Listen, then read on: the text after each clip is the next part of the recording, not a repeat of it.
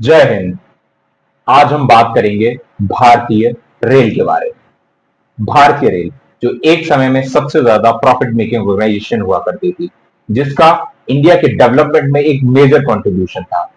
Current scenario की अगर हम बात करें तो एक लॉस मेकिंग ऑर्गेनाइजेशन बन गई है, जबकि बहुत सारी चीजें हो रही हैं, डेवलपमेंट हो रहे हैं, रिसेंट रिसर्च और इस तरीके की चीजें हो रही हैं, जिससे ना ही इंडिया के लेवल पर विश्व स्तर पर भी जो ट्रांसपोर्टेशन है वो बहुत ही ज्यादा अपग्रेड होता जा रहा है।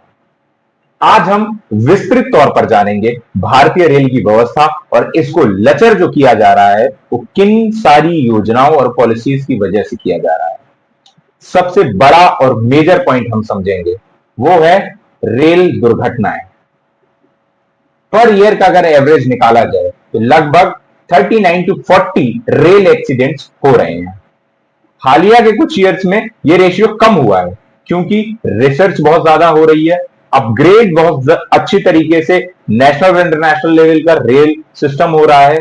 लेकिन उसके बावजूद भी जो एक्सीडेंट्स हो रहे हैं उसमें मेजर कंसर्न जो है वो हमारे सिस्टम का है। माननीय हमारे अश्विनी वैष्णव जी जो रेल मिनिस्टर हैं, वो एक ब्यूरोक्रेट रहे हैं, उसके बाद भी वो डेवलपमेंट और वो चीजें निखर के नहीं आ पा रही है रेलवे में जो मैक्सिमम बेनिफिट लिया जा सके। हजारों लोगों की डेथ हो जाती है।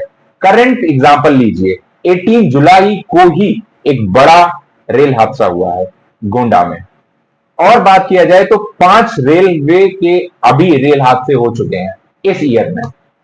डे बाय डे इंक्रीज हो रहे हैं, ये बिल्कुल बंद होने चाहिए। अगर कुछ अपग्रेड हो रहा है, अगर कोई रिसर्च एनालिसिस हम बाहर से लेके आ रहे हैं, अपग्रेड कर रहे हैं अपना सिस्टम, तो फिर ये क्यों नहीं दिखता है आंकड़ों में? ये जरूर आंकड़ों में होना चाहिए। सबसे बड़ा जो ड्रॉबैक है, क्यों लॉस मेकिंग फर्म बन रही है, ये भी एक रीजन है। बिकॉज सबसे ज्यादा खर्च इन सब चीजों से रिकवर होने में करता है। दूसरा सबसे बड़ा पॉइंट जो वो है, कोई भी सर्विस का इंक्रीज ना होना। आप करंट सिनेरियो में देख रहे हैं, सर्विस जितनी भी इंक्रीज हो रही है वो अपर क्लास के लिए हो रही है। Lower class, lower middle class और मिडिल क्लास के लिए कुछ नहीं है। जर्नल डब्बे पूछिए मत कितनी ज्यादा भरे हुए हैं। और आप जो रिजर्वेशन कोचेस थे उनकी स्थिति तो और बदतर होती जा रही है। थर्ड एसी जिसको कहा जाता था वो भी अब बदतर की स्थिति में ही आ गया है। इसका सबसे बड़ा रीजन जो किसको जाता है? इसका सबसे बड़ा रीजन जाता है हमारे माननीय अश्विनी वैष्णव जी को। क्यों? क्योंकि उन्होंने जनरल कोचेस को, रिजर्वेशन कोचेस को और थर्ड एसी के कोचेस को मिनिमाइज कर दिया, एकदम मिनिमम कर दिया है। जबकि सबसे ज्यादा बहुतायत संख्या जो हमारे भारत में है वो इन्हीं लोगों की है, क्योंकि इनके पास बेसिक संसाधन ही नहीं है कि एक जगह से ये ट्रेवल कर सके। सबसे मिनिमम जो ट्रेवल करने के लिए कॉस्ट पड़ती है वो रेलवे में पड़ती है। उसके बावजूद भी लोग जाते हैं तो इतनी एक डिब्बे में 1000 2000 लोग भर के जाते हैं। इसका सीधा श्रेय जाता है हमारे माननीय अश्विनी वैष्णव जी को। जबकि सबसे ज्यादा खर्च और डेवलपमेंट इसमें होना चाहिए। आप खुद ही एनालिसिस करिए, जब भी कभी प्लेटफॉर्म पे जाएं वहां पे आप चेक करिए, एक रेल जब जाती है, एक ट्रेन जब जाती है, उसमें जनरल कोचेस कितने होते हैं? अब आप पाएंगे 1 या 2 रेल कोचेस है जो जनरल कंपार्टमेंट है, जो कम से कम नहीं 6 से 7 होने चाहिए, क्योंकि मैक्सिमम लोग जनरल कंपार्टमेंट के आते हैं या जो रिजर्व कैटेगरी बोली जाती है उसके आते हैं, स्लीपर क्लास जिसको कहा जाता है, आप सरल भाषा में समझें। लेकिन अब जो कोचेस बढ़ रहे हैं वो बढ़ रहे हैं थर्ड एसी के, सेकंड एसी के, फर्स्ट एसी के, जो लोग अफोर्ड नहीं कर पा रहे हैं। आप बढ़ा देंगे, उससे भारत सुंदर नहीं हो जाएगा, उससे सर्विसेज बढ़ नहीं जाएंगी।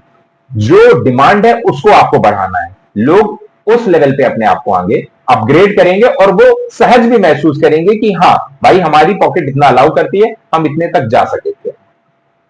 तीसरा सबसे बड़ा पॉइंट जो है, इतना अच्छा डेवलपमेंट अपग्रेड होने के बावजूद, खर्च होने के बावजूद भी कोई डेवलपमेंट क्यों नहीं हो रहा है? या तो वही पुराने अफसर्स हैं, या तो वो अफसर ब्यूरोक्रेट्स जो अब मंत्री बन रहे हैं, उन्होंने ये एक पैमाना बना रखा है कि किस तरीके से हमें लूट खसोट करनी है। मींस करप्शन जो रेलवे में बहुत हो रहा है, उसके बारे में भी हमें समझना पड़ेगा, क्योंकि ये करप्शन सीधे इंगित कर रहा है कि किस तरीके से पढ़े लिखे लोग पॉलिटिक्स में आने के बावजूद भी वो कोई बहुत बड़ा डेवलपमेंट, वेलफेयर या चेंज नहीं कर पा रहे हैं। चौथा अगर आप पॉइंट समझ लीजिए, वो तो एकदम गेम चेंजर है। वो क्या है? वो है प्राइवेटाइजेशन। अभी तेजस एक्सप्रेस हो गई और तमाम ऐसी एक्सप्रेसेस को इंट्रोड्यूस किया जा रहा है जो अपर क्लास के लिए बनी हुई है। लोअर मिडिल लोअर का तो कोई स्कोप नहीं है और अब प्राइवेटाइजेशन का स्कोप किया जा रहा है। मींस जिनके पास पैसा है वो सुख सुविधाएं सेवाएं पाएं, जिसके पास नहीं है वो सफर करें। एक डिब्बे में हजार हजार, दो दो हजार लोग, तीन तीन हजार लोग भर के जाएं। कितनी बुरी बात है। सोल्यूशन अब आप समझिए।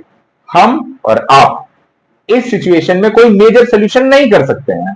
क्यों? क्योंकि हम पॉलिसी नहीं बनाते हैं, हम पॉलिसी मेकिंग में नहीं आते हैं। जो लोग पॉलिसी मेकिंग में आ रहे हैं वो आवाज नहीं उठा रहे हैं। और आप बिलीव मानिए, अभी तक इन मुद्दों को कोई भी उठा नहीं रहा है। इवन एक्सेप्ट करने के लिए गवर्नमेंट तैयार नहीं है कि एक्सीडेंट हो रहे हैं। फेल्योर को वो एक्सेप्ट करें, रिजिग्नेशन दें या कुछ भी एज सच कार्रवाई करें। कुछ नहीं हो रहा है। सोल्यूशन क्या है?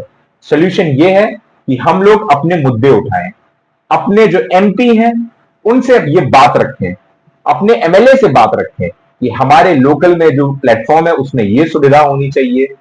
हम जब ट्रेवल ट्रेन में सफर करें तो इस तरीके की चीजें होनी चाहिए। जब हम डिमांड करेंगे तब वो लोग चीजें देंगे। अब वो सिनेरियो बिल्कुल नहीं रहा है। आइडियलिस्टिक पॉलिटिक्स खत्म हो गई है कि अपने वेलफेयर के लिए वो देखें। अब पॉलिटिक्स अलग लेवल पे जा चुकी है। जो उनको सपोर्ट करेगा वो उनको सपोर्ट कर रहे हैं, जो उनको स्पॉन्सर करेगा वो उनकी जेब भरेंगे। इसीलिए ये प्राइवेटाइजेशन अपने चरम पर है। एक अलग वे में अगर हम समझना चाहें कि हाँ और क्या सोल्यूशन हो सकता है, वो हो सकता है आम जनमानस।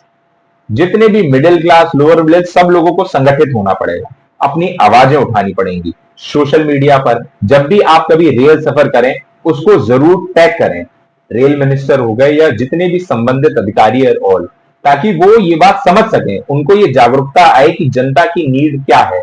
भारत में सबसे बड़ी विडंबना ये भी है कि जो व्यक्ति जो पीड़ा सहन कर रहा है वो किसी से कह नहीं पा रहा है।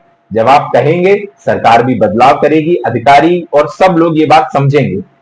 हमें जगाना पड़ेगा और अगर हम नहीं जगा पाएंगे तो हमारा देश उसी परिपाटी पर चलता रहेगा। सोल्यूशन हमें निकालने हैं और हम निकाल के रहेंगे, क्योंकि हम भारत माता के वो वीर सपूत हैं जिसे भारत को एक अपने उच्चतम शिखर पर ले जाना है। जय हिंद, जय भारत। मैं एक बात और आपसे कहना चाहूंगा, जितने लोग भी ये वीडियो देख रहे हैं, अंत तक आए हैं, इस चैनल को जरूर सब्सक्राइब करें। क्यों? क्योंकि ये चैनल एक ऐसी विचारधारा से प्रेरित है जो भारत को उसके उच्चतम शिखर तक ले जाना चाहता है। उसके लिए आप सभी को उन मुद्दों के बारे में जानना और पहचानना पड़ेगा जो हम और आप और सभी आम जनमानस के लिए सरोकार का विषय है। मैं इस YouTube चैनल के माध्यम से आप सभी को सजग करता रहूंगा और ये बताता रहूंगा हमारे और आपके लिए क्या जरूरी है, कौन हम और आपको और हमारे देश को आगे बढ़ने से रोक रहा है। भारतीय रेल को हमें वही पुरानी रेल माध्यम बनाना है जिसमें हमें हर यात्रा यादगार हो, सुखद हो और सभी को एक समानता, एक सीट और एक बेहतरीन सुविधा मिल सके भारतीय रेल में। इस वीडियो को ज्यादा से ज्यादा शेयर करें और अपने अनुभव जरूर शेयर करें। कमेंट में बताएं किस तरीके से हम और अपने भारत को समृद्ध बना सकते हैं। जय हिंद, जय भारत।